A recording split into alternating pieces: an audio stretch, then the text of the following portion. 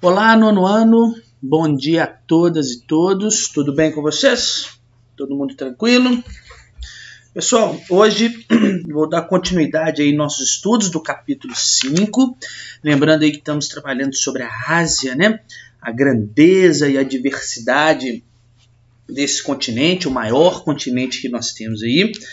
Falamos um pouquinho nas últimas aulas sobre a regionalização e a localização desse continente, falamos sobre os seus aspectos geológicos, um pouco sobre o relevo, sobre os aspectos climáticos e também sobre a vegetação, claro, e um pouquinho sobre a hidrografia, né, do continente asiático.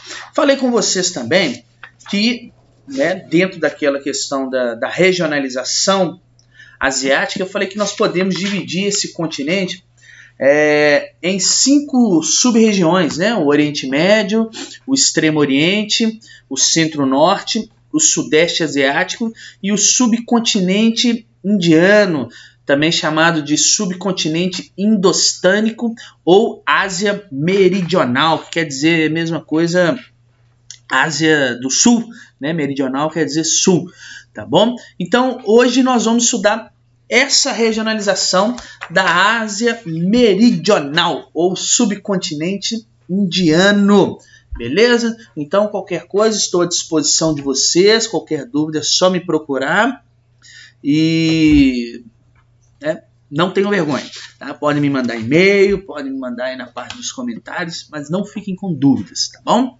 Então vamos lá, vamos passar para a aula. Hoje vai ser, prometo, bem curtinha. Pessoal, então vamos deixar esse mapa de fundo aí. Olha só, a Ásia, o subcontinente indiano, ou a Ásia Meridional, ela é composta aí pelo Paquistão, pela Índia, pelo Nepal, pelo Butão, Bangladesh e Sri Lanka, tá? Sendo que a Índia é o maior país, né? E esta região como um todo, ela foi colonizada aí pelos ingleses, tá? Perceba que tem um detalhe aqui, ó, é aqui que ficam as Ilhas Maldivas, tá? Onde os artistas globais, eles vão lá passar as férias e vão fazer as suas fotos nas praias, nas belas praias paradisíacas. Fica nessa região aqui, tá? Então, nós temos esses países que compõem aí, né, o subcontinente indiano, sendo a Índia o maior país deles, né, em termos de território, e é uma região que foi colonizada aí pelos ingleses. Uma região também que apresenta uma grande densidade demográfica. Isso é, uma concentração muito grande de pessoas por quilômetro quadrado. Tá? Nós temos aqui locais, né, onde nós temos aqui mais de 1.000 pessoas por quilômetro quadrado. Como é o caso de Bangladesh, por exemplo, mais de 1.000 pessoas por quilômetro quadrado. A Índia, né, por exemplo, ela se destaca aqui nesse subcontinente, vamos dizer assim, porque ela tem a maior população dentro do subcontinente. Bangladesh apresenta a maior densidade demográfica, porque a área é menor e a população é muito maior, então a densidade fica muito grande. Mais de 1.000 pessoas por quilômetro quadrado.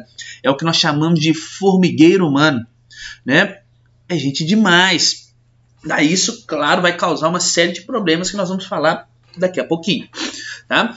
Então, a Índia, né? Eu vou focar muito na Índia aqui, pelo fato de ser o maior país, né?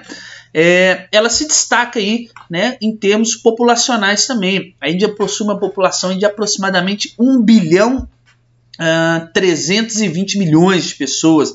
Tá? Especula-se que até o final do ano ou até o próximo ano, a Índia tem uma população maior, inclusive, do que a chinesa. Vai se tornar a maior população do mundo, a indiana, tá? Para vocês terem uma ideia. Bom, vamos lá. Características aí da região como um todo, tá? Muito populosa, como eu falei com vocês, a região como um todo é muito populosa. Apresenta aí uma elevada densidade demográfica, como eu falei, né? Muitas pessoas por quilômetro quadrado.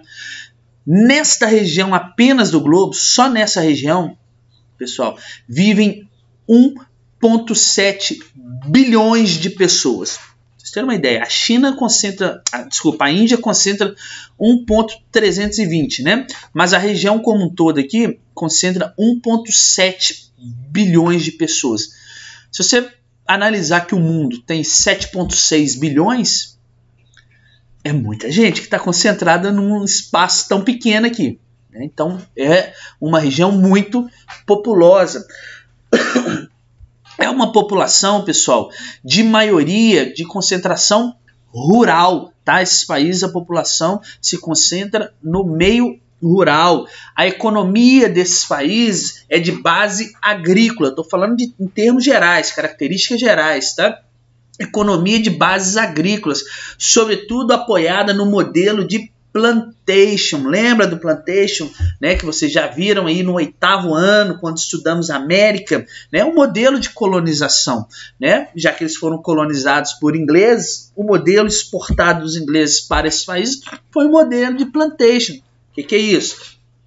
Apoiado na monocultura, grandes extensões de terra, né, com um tipo só de cultivo, esse cultivo voltado para o mercado externo, tá? Aí o cultivo, por exemplo, apoiado aí nessa região muito no algodão, ou na cana de açúcar, ou ainda no chá, né? O tradicional chá, né? Os ingleses, não se esqueçam disso.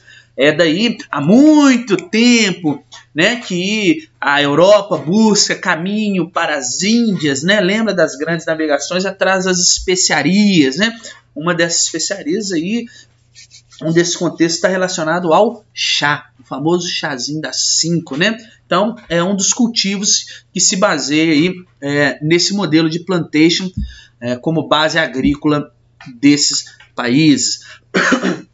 Apresentam baixa industrialização, já que a sua economia é de base agrícola. Vão apresentar baixa industrialização, elevada desigualdade social, tá? É claro, eu tenho muitas pessoas nesse país, né? E isso vai trazer muitos problemas para as cidades, né? Desigualdade social muito grande, principalmente na Índia, né? Que nós vamos falar um pouquinho mais daqui a pouco, que nós temos aí um sistema de castas que funciona, que acaba acentuando essas desigualdades sociais.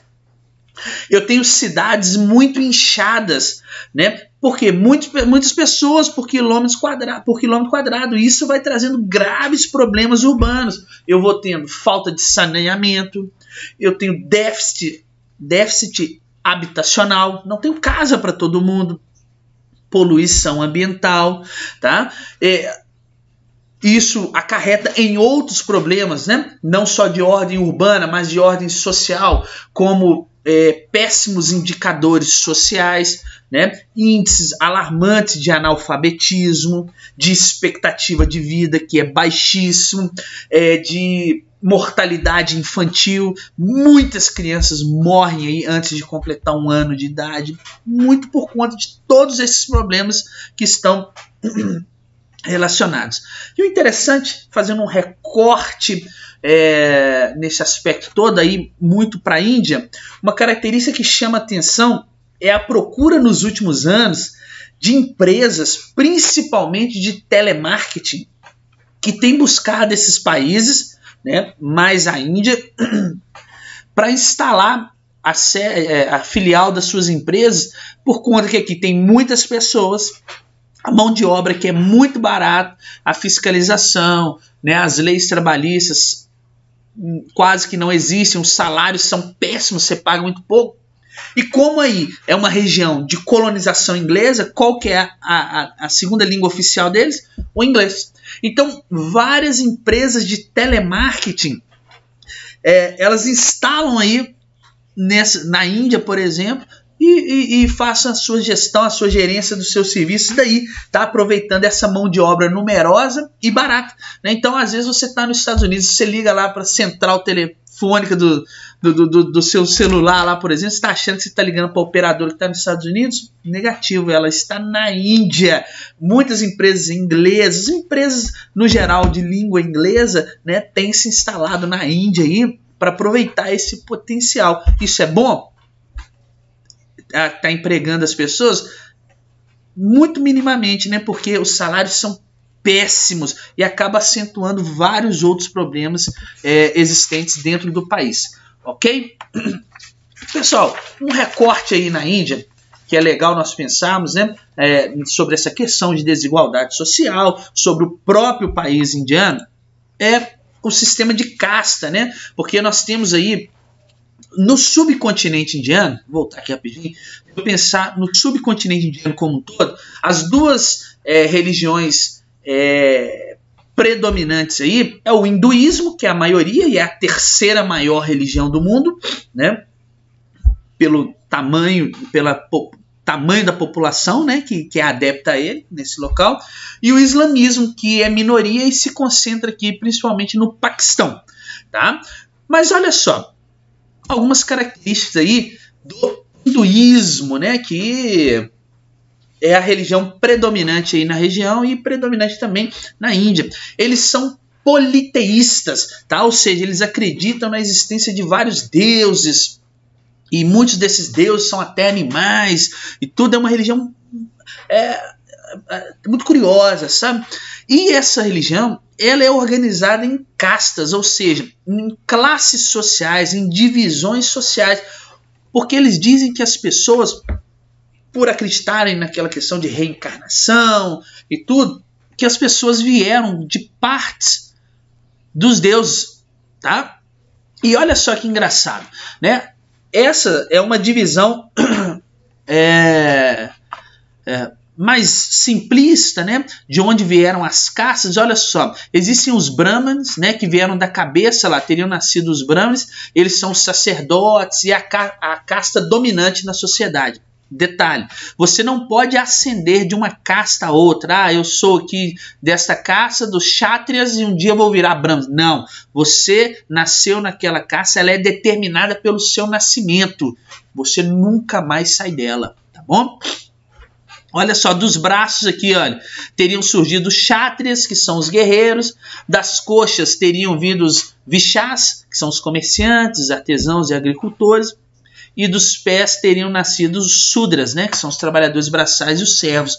Só que existe uma grande parcela da população indiana que não veio de nenhuma dessas castas aqui, que são os... meu Deus do céu, esqueci o nome deles agora. São os Dalits, tá?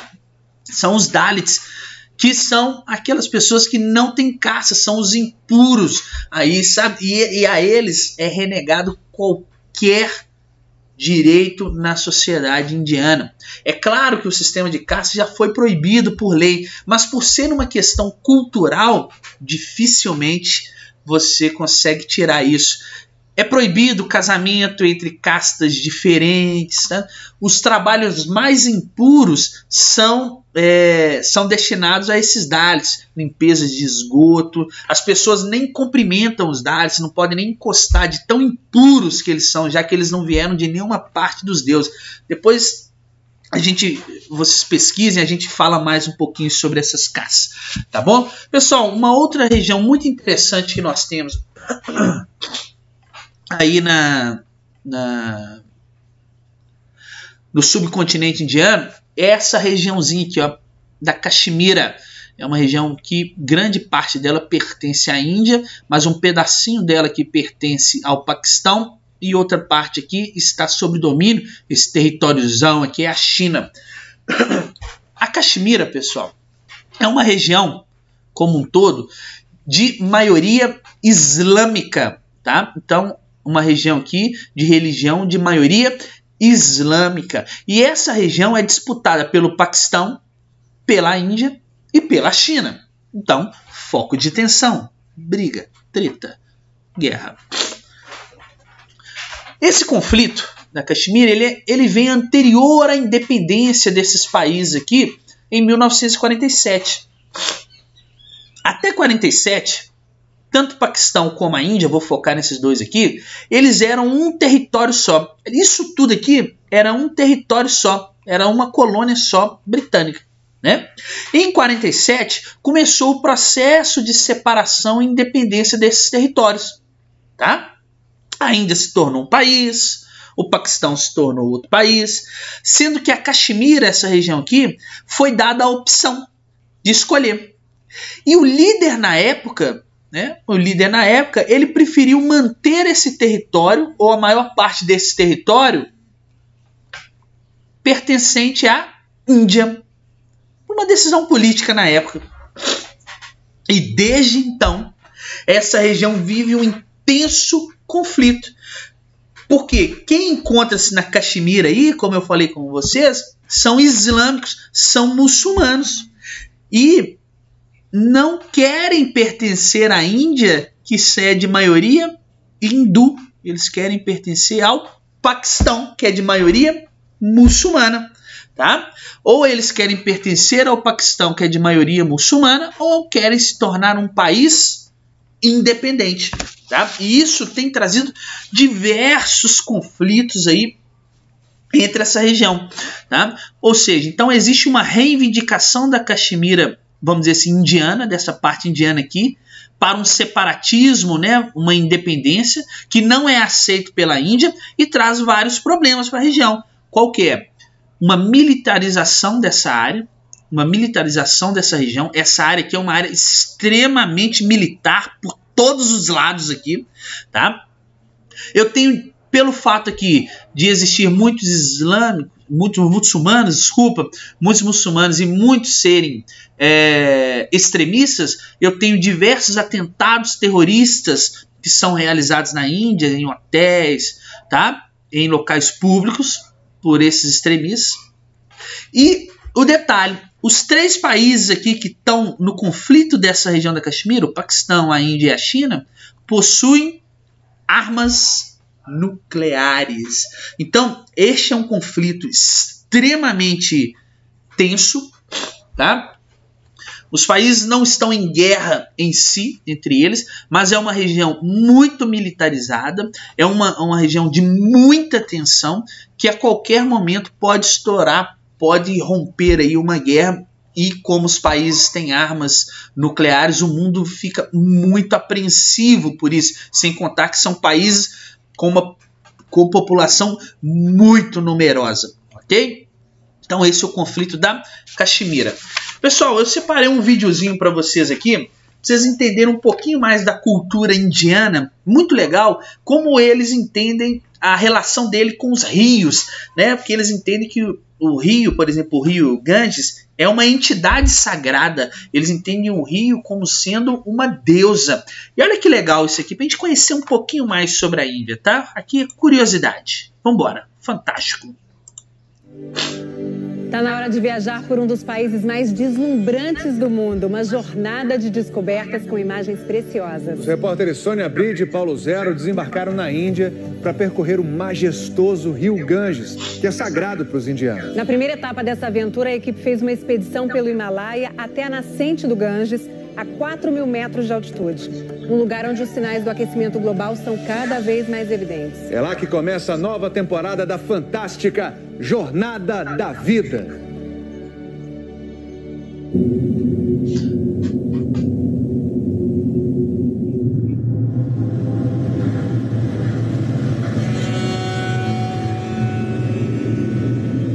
Uma deusa que vive entre nós.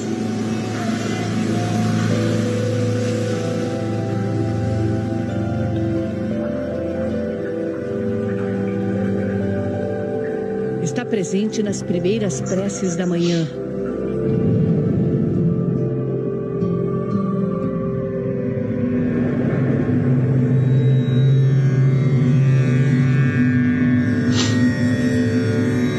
Recebe os peregrinos. Inspira os rituais de 1 bilhão de fiéis.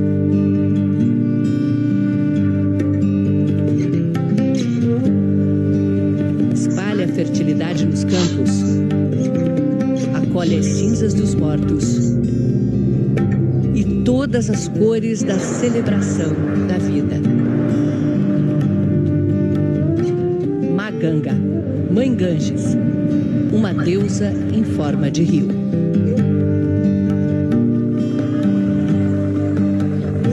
A jornada da vida, Rio Ganges.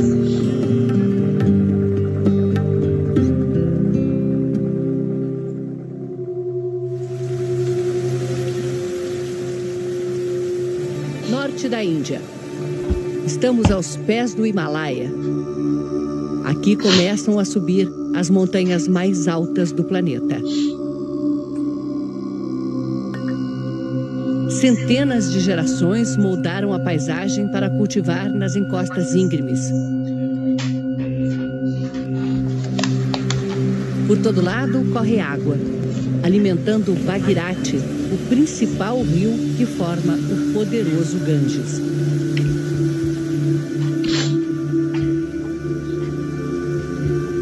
Conforme ganhamos altitude, as vilinhas dividem espaço com imensos pinheiros e cedros do Himalaia. São só 200 quilômetros, mas levamos 2 dias para chegar ao fim da estrada. Gangotri, uma vila sagrada a 3.000 metros de altitude. Nesse começo de primavera, está cheia de peregrinos.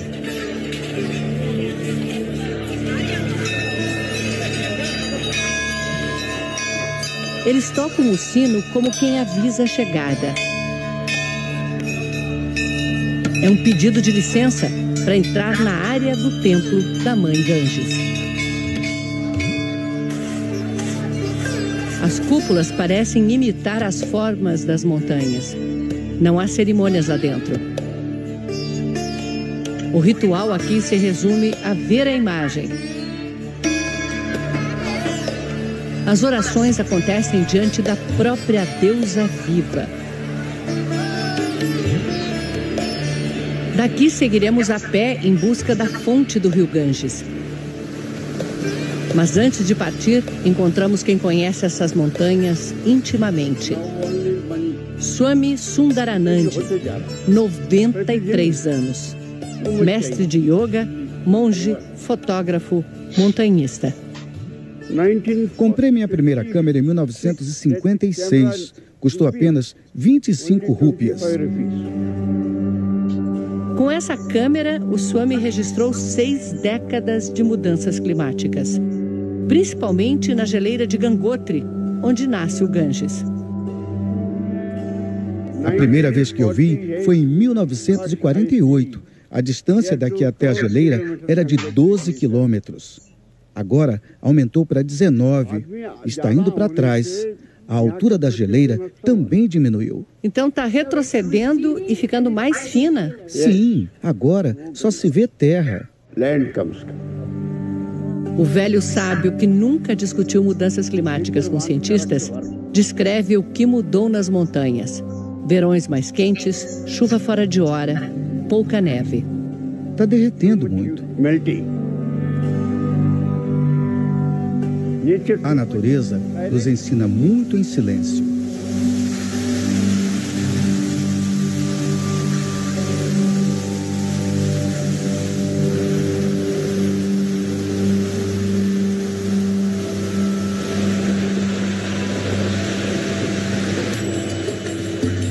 Esperando perceber esses ensinamentos silenciosos, partimos na manhã seguinte. Serão 5 dias, 70 quilômetros dentro do Parque Nacional. A caminhada é lenta para dar tempo de nos adaptarmos ao ar rarefeito. Só daqui a 2 dias encontraremos a nascente do Ganges, a 4.000 metros de altitude.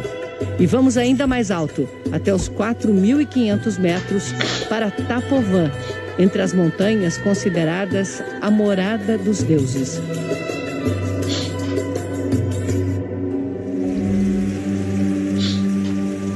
A trilha segue o curso do rio Bhagirathi. No primeiro dia ainda temos a companhia das árvores. Nessa altitude, elas crescem lentamente. levam séculos para ficar desse tamanho. Acostumados com o ar rarefeito, os carregadores que apoiam a nossa expedição andam rápido. O sol esquenta. O degelo acelera.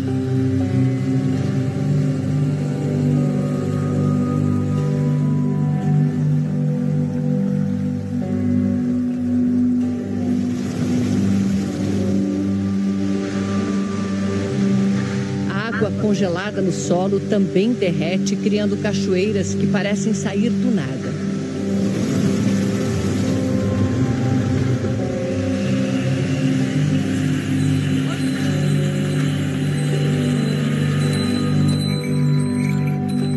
Neste acampamento, passamos a primeira noite já avistando o nosso destino.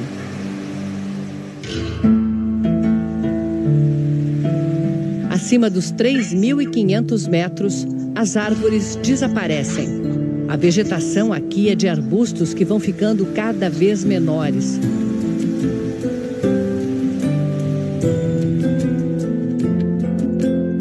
Um grupo de carneiros azuis do Himalaia. No terreno pedregoso, eles quase desaparecem na paisagem. Uma camuflagem para se proteger de predadores enquanto se deslocam em busca de alimentos.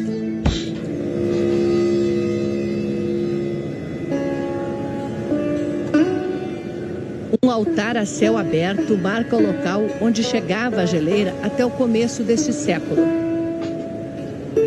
Ainda é um lugar de orações. E onde os sadhus, religiosos que renunciam aos bens materiais e passam a viver nas florestas ou cavernas das montanhas, vêm buscar a água sagrada para os rituais.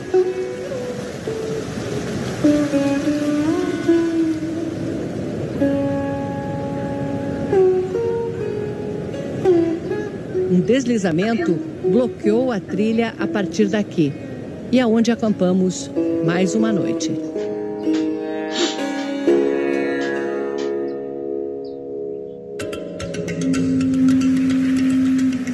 Começamos o dia com a travessia numa cestinha.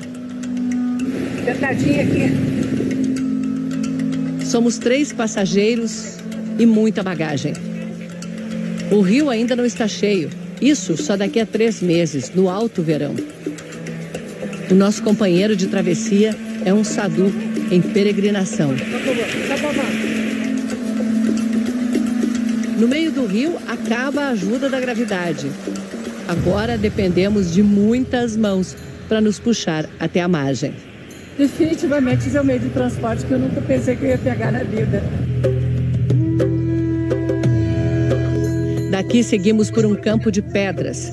Há poucos anos, essas pedras brancas estavam embaixo da geleira. Aquecimento global, hein?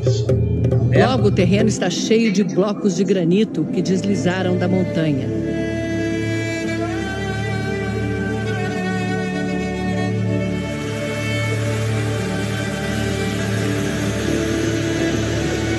Quem vence o trajeto é premiado com a visão.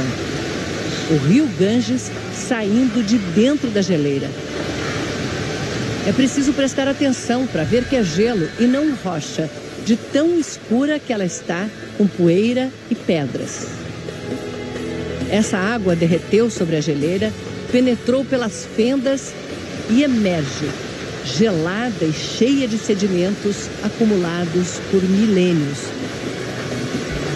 Os indianos chamam a nascente de Gomukh, a boca da vaca. Outra referência religiosa, já que a vaca também é sagrada para os hindus. A mitologia indiana diz que aqui a deusa Ganges desceu dos céus para correr na terra. E que tocar essas águas limpa os pecados de uma vida inteira. E aqui o Ganges começa a sua jornada em direção à Baía de Bengala. Uma jornada como nenhuma outra.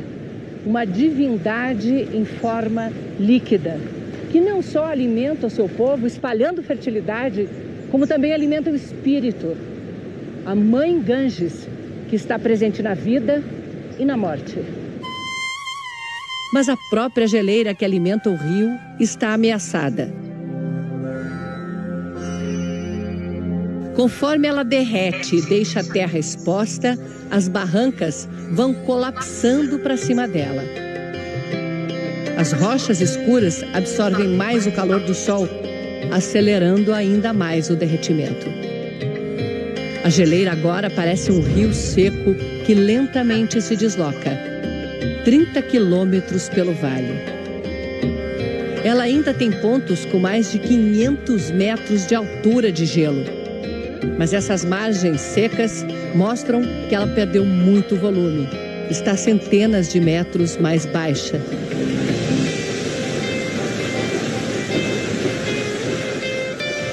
É por onde já foi a encosta da geleira que agora vamos subir. Completar o caminho dos peregrinos se revela uma prova duríssima. Avançar por grandes pedras soltas. O caminho agora é uma cachoeira. A gente desaparece na imensidão dessa queda d'água quase vertical.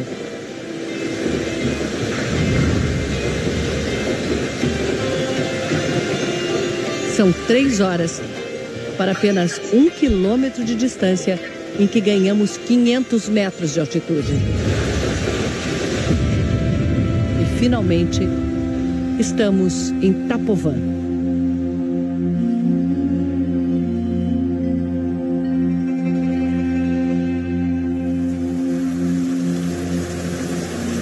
Nesse pequeno platô, o riozinho que forma a cachoeira corre manso. Uma cabana de pedras é o monastério dos Monibabas, monges que fazem voto de silêncio e passam anos aqui meditando.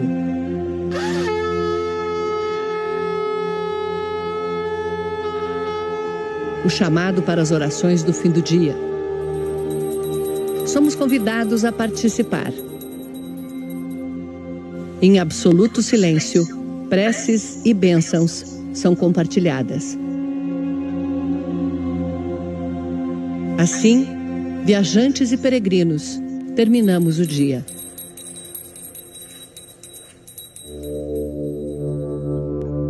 Amanhecemos cercados de montanhas com quase 7.000 metros de altitude.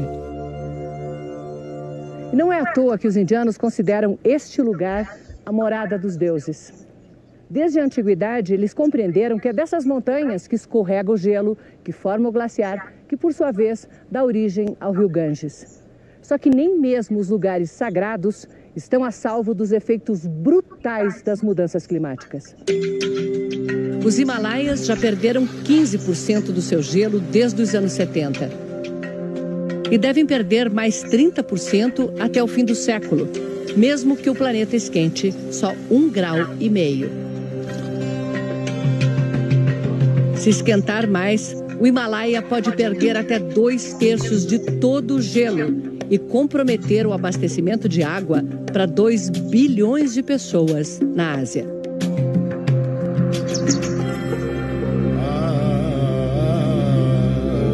Nos despedimos da paisagem que talvez outras gerações não vejam assim.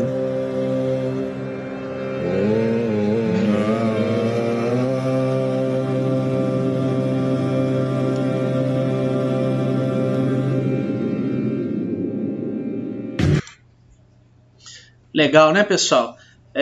Isso aí foi só uma, né, para vocês verem um pouquinho sobre a cultura, sobre como eles cultuam, né, a questão dos rios e tal. Essa reportagem do Fantástico foi muito legal. É claro que ela tem outros pedaços, né?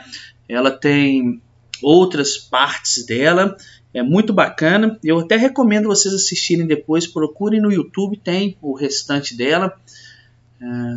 Muito bacana, tá? Então, obrigado pela participação de vocês aí. Pela participação não, né? Pela paciência, né? De assistirem a aula toda, tá? E qualquer coisa estou à disposição. Vou deixar o finalzinho do vídeo aí rolando, ó. Olha lá, só que ela vai anunciar qual que vai ser a próxima coisa que eles vão ver lá na Índia. Olha que legal.